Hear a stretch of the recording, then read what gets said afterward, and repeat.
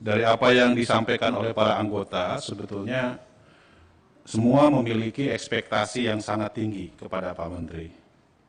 Bahwa ada terobosan-terobosan yang bisa dilakukan oleh Pak Menteri dalam kaitan dengan bagaimana memperbaiki kinerja Kementerian Agama, baik dari aspek layanan keagamaan maupun dalam hal pendidikan. Nah, ini tantangan terbesarnya sebetulnya Pak Menteri, soal pendidikan, terutama pendidikan keagamaan. Pak Wamen saya kira tahu bahwa postur anggaran kementerian kita dalam hal pendidikan memang tidak menunjukkan postur yang berkeadilan. Dan ini tantangan buat Pak Menteri untuk sama-sama kita mencari solusi terkait dengan anggaran pendidikan itu. Secara nasional dalam APBN kita, kementerian untuk anggaran pendidikan itu 550 triliun. 550 triliun. Ya. 81,5 triliun itu belanja pemerintah pusat melalui Kemendikbud, dan 55,9 triliun itu di Kementerian Agama yang dibagi untuk pesantren, madrasah, baik madrasah swasta maupun madrasah negeri. 299 triliun itu ditransfer ke daerah, yang itu menjadi domain dari Dinas Pendidikan. Jadi bisa kita bayangkan, anggaran hampir 350 triliun itu semua dikelola oleh Kementerian Pendidikan dan Kebudayaan plus Dinas Pendidikan yang itu SMP, SMA, SD, dan lain-lain.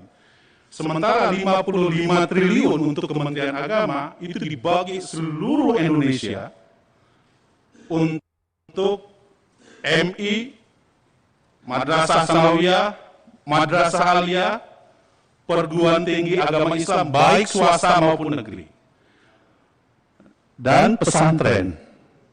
Ini ada ketimpangan, ketidakadilan anggaran pendidikan yang seharusnya saya kira tantangan Pak Menteri untuk bagaimana kita mencarikan solusi agar pendidikan kita ini diperlakukan dengan penuh kesetaraan. Nah, akibatnya apa? Akibatnya tentu fenomena yang disampaikan oleh Pak Menteri. Coba bayangkan, misalnya Pak Menteri, anggaran untuk KIP kuliah di bawah Kementerian Agama, di bawah Kementerian Pendidikan dan Kebudayaan, PIP kuliah atau PIP lah 17 juta. Sementara Kementerian Agama hanya 2 juta siswa. Beasiswa bidik misi atau KIP kuliah di bawah Kementerian Pendidikan dan Kebudayaan itu 1.108.000. Pak Dirjen Pendis hanya dapat 56.000.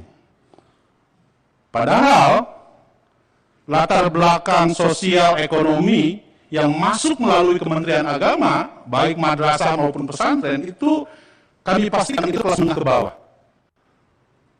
Jadi oleh karena itu Pak Menteri, termasuk juga soal, saya terus terang saja, didatangi oleh teman-teman yang guru PAI.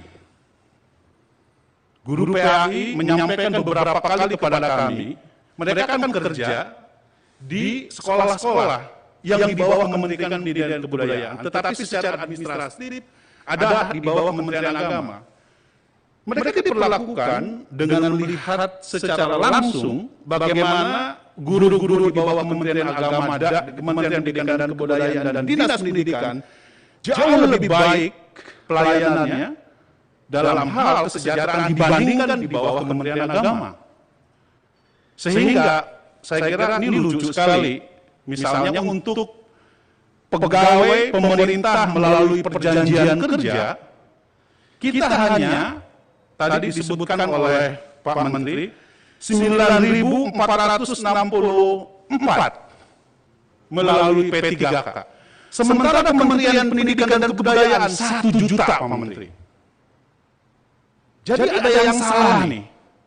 Dalam hal, Pak Menteri sering bicara di mana-mana tentang apa yang disebut dengan semua warga negara harus diperlakukan sama.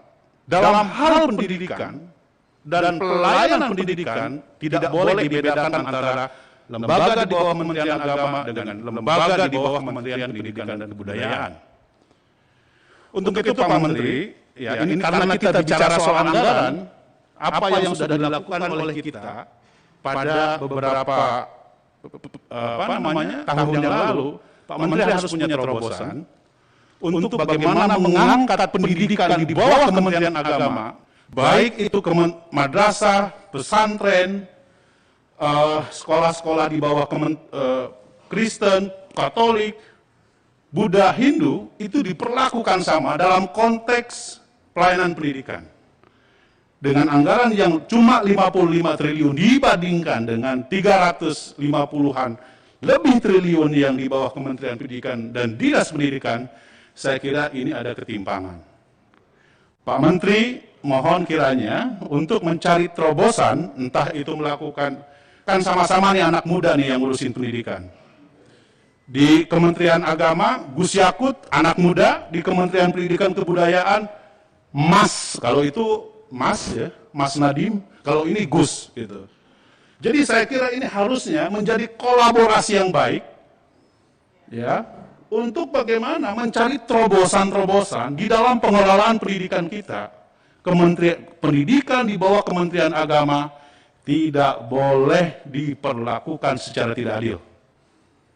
Ini saatnya Pak Menteri yang sama-sama muda, Gus Menteri dan Mas Menteri, duduk bersama membicarakan tentang pendidikan.